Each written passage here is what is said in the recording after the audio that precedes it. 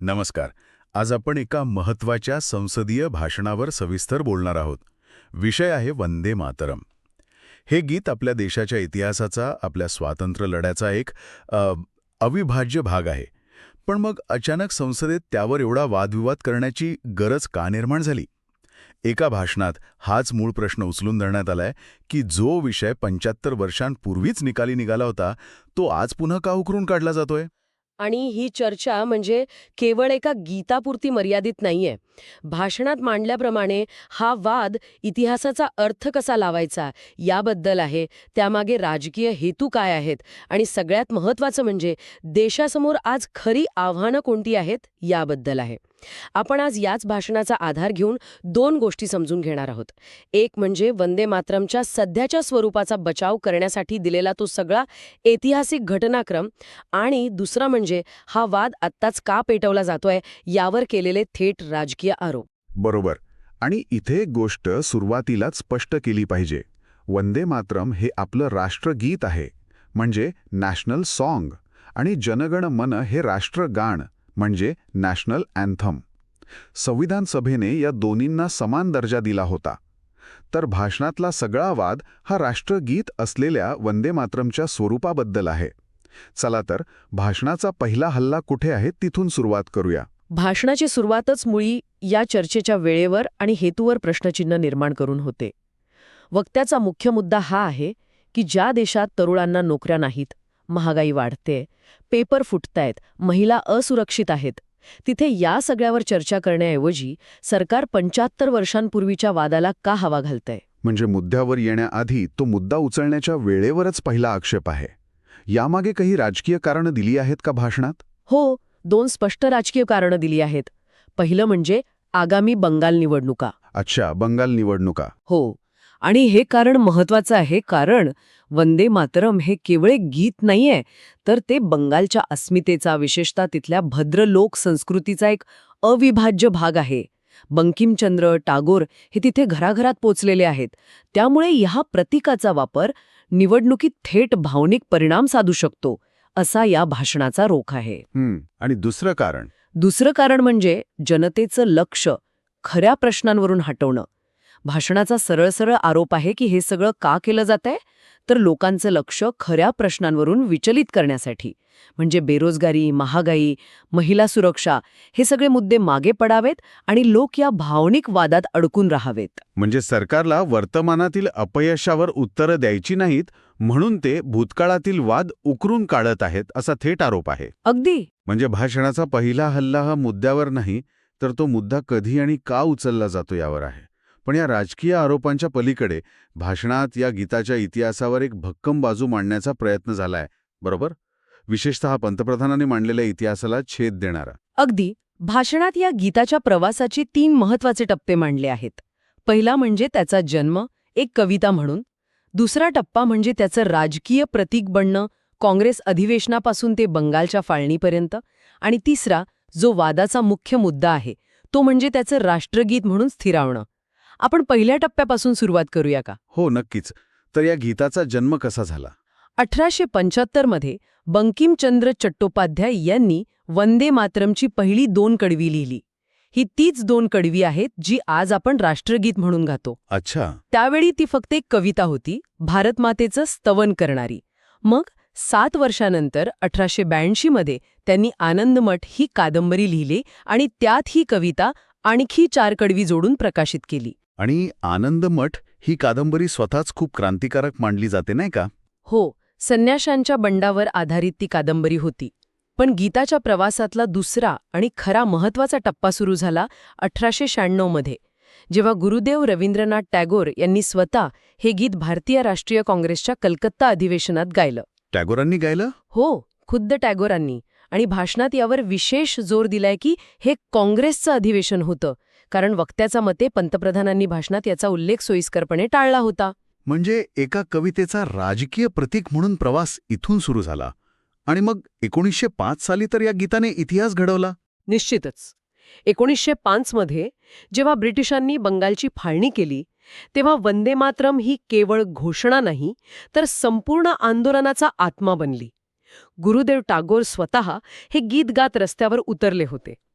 भाषणात म्हटल्याप्रमाणे विद्यार्थी, शेतकरी, वकील सगळ्यांनी हे गीत आपलंसं केलं. हे गीत ऐकून ब्रिटिश साम्राज्य हादरत असे आणि भारतीयांना प्रेरणा मिळत असे. हे अक्षरशः स्वातंत्र्य लढ्याचं संगीत बनलं होतं. इथपर्यंतचा इतिहास तसा सर्वज्ञात आहे. पण खरा वाद सुरू होतो तो 1930च्या दशकात, ज्याचा संदर्भ भाषणात पंतप्रधानांनी दिला होता. आणि भाषणात असा आरोप आहे की पंतप्रधानांनी जवाहरलाल नेहरू आणि सुभाषचंद्र बोस यांच्यातील पत्रव्यवहाराचा फक्त एक सोयीचा भाग सांगितला.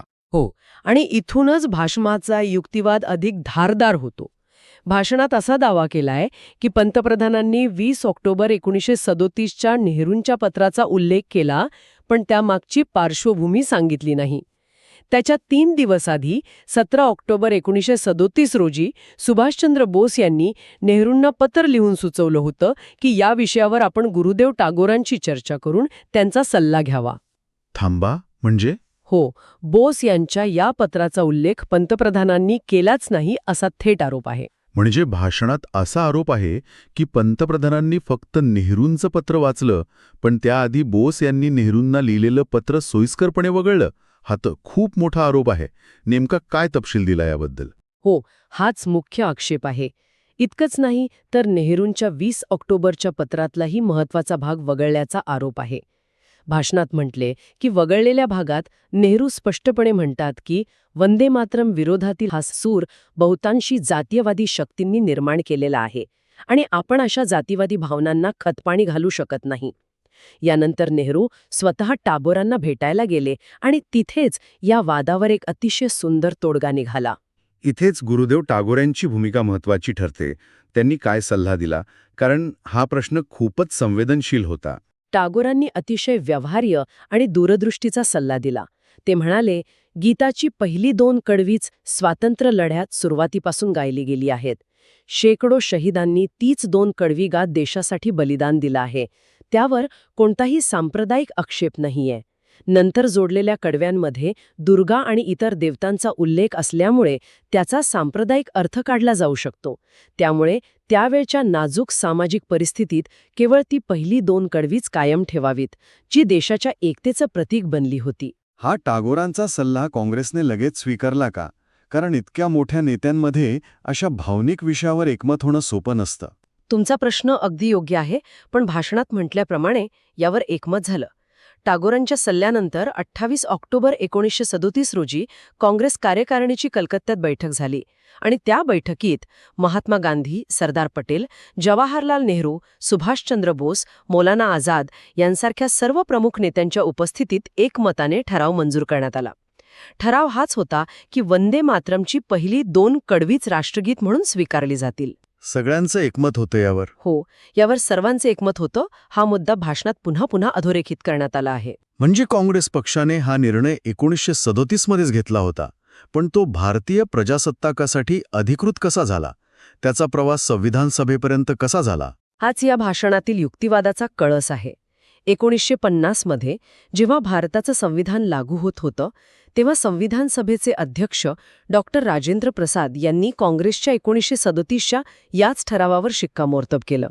त्यांनी घोषणा केली की जन गण मन हे भारताचं राष्ट्रगान असेल आणि वंदे मातरम या गीताला, ज्याने स्वातंत्र्य लढ्यात ऐतिहासिक भूमिका बजावली आहे, त्याला समान दर्जा देऊन राष्ट्रगीत म्हणून स्वीकारलं जाईल. आणि भाषणात यावर जोर दिला गेला आहे की त्या संविधान सभेत कोण कोण उपस्थित होते. अगदी बरोबर, कारण इथेच वक्त्याने सत्ता पक्षाला कोंडीत पकडण्याचा प्रयत्न केला आहे.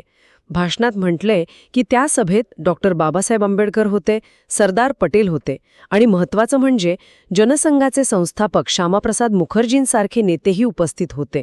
आणि कोणीही, अगदी श्यामाप्रसाद मुखर्जींनीही या निर्णयावर आक्षेप घेतला नाही. निर्णयावर आणि विवेकबुद्धीवर अविश्वास दाखवण्यासारखा आहे. हो, नेमका हाच युक्तिवाद आहे. इतकंच नाही तर भाषणात एक मनोरंजक साम्यही दाखवलं आहे. आपलं राष्ट्रगान जनगण मन हे सुद्धा गुरुदेव टागोरांच्या एका लांबलचक कवितेचा फक्त एक अंश आहे. अच्छा, तेही पूर्ण नाहीये? नाही. आणि वंदे मातरमप्रमाणेच त्याचा अंश निवडण्यातही टागोरांचीच मोठी भूमिका होती. त्यामुळे केवळ वंदे मातरमलाच अपूर्ण किंवा संपादित म्हणणे हे दुटप्पीपणाचं आहे, असा भाषणाचा सूर आहे. तर हा सगळा ऐतिहासिक बचाव मांडल्यानंतर भाषण पुन्हा वर्तमानाकडे वळतं आणि पूर्णपणे राजकीय हल्लाबोल करतं. होय, भाषणाचा शेवटचा भाग हा थेट सरकारवर आहे. त्यात म्हटले की वंदे मातरमला विभाजित करण्याचा किंवा कापल्याचा आरोप करणे म्हणजे तुम्ही कोणाला दोषी ठरवत आहात. महात्मा गांधी, नेहरू, पटेल, बोस, आंबेडकर आणि अगदी श्यामाप्रसाद मुखर्जींसारख्या नेत्यांनी भरलेल्या त्या संपूर्ण संविधान सभेला हे सर्व राष्ट्रनिर्माते तुमच्यापेक्षा कमी देशभक्त होते का, असा थेट सवाल सत्तापक्षाला केलाय. आणि मग हे सगळं परत मूळ मुद्द्यावर येतं, देशाच्या खऱ्या समस्या. बरोबर. भाषण पुन्हा त्याच मुद्द्यावर येतं जिथून सुरुवात झाली होती, की हे सगळं लक्ष विचलित करण्यासाठी आहे. वक्त्याचा शेवटचा हल्ला असा आहे की जनतेने ज्या समस्या सोडवण्यासाठी तुम्हाला निवडून दिला आहे, त्या पेपर लीक, बेरोजगारी, महागाई, महिला सुरक्षा यावर चर्चा करण्याऐवजी सभागृहाचा वेळ अशा वादांवर वाया घालवला जातोय. आणि भाषणाचा समारोप कसा केला गेलाय? समारोपात एक भावनिक आवाहन आहे. असं म्हटलंय की वंदे मातरम हे सीमेवर लढणाऱ्या जवानाच्या मनात जिवंत आहे, पदक जिंकणाऱ्या खेळाडूच्या डोळ्यात जिवंत आहे आणि सामान्य नागरिकाच्या हृदयात जिवंत आहे. त्याला कुणाच्या प्रमाणपत्राची गरज नाही. काँग्रेसने स्वातंत्र्य लढ्यापासून आजपर्यंत प्रत्येक अधिवेशनात हे गीत गायले आहे आणि या गीताला विवादास्पद बनवण्याच्या पापात काँग्रेस पक्ष कधीही सामील होणार नाहीये. हे गीत आमच्यासाठी पवित्र होते, आहे आणि कायम राहील, असे सांगत भाषणाचा शेवट होतो. तर या सगळ्याचा अर्थ काय काढायचा? आज आपण ज्या भाषणाचं विश्लेषण केलं त्यानुसार वंदे मातरमवरील ही चर्चा म्हणजे निव्वळ एक राजकीय खेळी आहे. एका बाजूला गीताच्या सध्याच्या स्वरूपाच्या समर्थनासाठी एक तपशीलदार ऐतिहासिक बाजू मांडली गेली आणि दुसऱ्या बाजूला वर्तमानातील अपयशावरून लक्ष हटवण्यासाठी सरकार हा वाद निर्माण करत असल्याचा थेट आरोप करण्यात आला. अगदी बरोबर.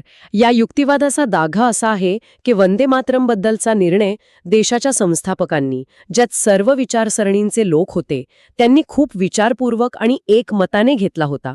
तो पुन्हा चर्चेला आणणे म्हणजे त्यांच्या दूरदृष्टीचा आणि त्यांनी आपल्याला दिलेल्या वारसाचा अपमान आहे.